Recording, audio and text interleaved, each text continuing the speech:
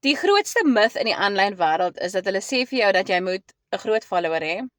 Hulle sê vir jou dat jy moet tegnies wees. Hulle sê vir jou dat jy moet klomp geld insit om actually geld aanlyn te maak. En weet jy, daai is alles leuns. Ek is Rochelle, ek is 'n mamma van 3 pragtige dogters, julle alipad van Kaapstad Kraaifontein. En laas jaar het ek gesoek vir 'n uitweg. Nadat ek my werk verloor het, wou ek 'n aanlyn besigheid begin het, maar ek het gedink dat ek moet 'n groot follower hê. Ek het gedink ek moet 'n influencer wees. Ek het gedink dat ek moet tegniese skills hê, maar weet jy, dit is alles 'n leuen, want weet jy, 4 maande terug toe ek 'n mamma op TikTok raak gesien het waar sy gewys het hoe sy 'n inkomste maak vanaf haar selfoon, het ek actually my research gaan doen. Ek het 'n webinar gekyk wat my gewys het hoe maklik en eenvoudig dit is.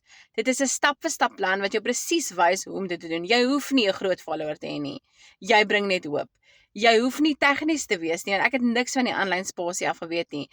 Dit word vir jou geleer binne in die program stap vir stap. En jy hoef ook nie groot kapitaal te hê om hierdie besigheid te begin nie. Ek het letterlik geld in hierdie besigheid ingesit. Ek het 'n program vir my gekoop wat my geleer het, en ek het nou al 10 keer teruggemaak wat ek betaal het vir my program.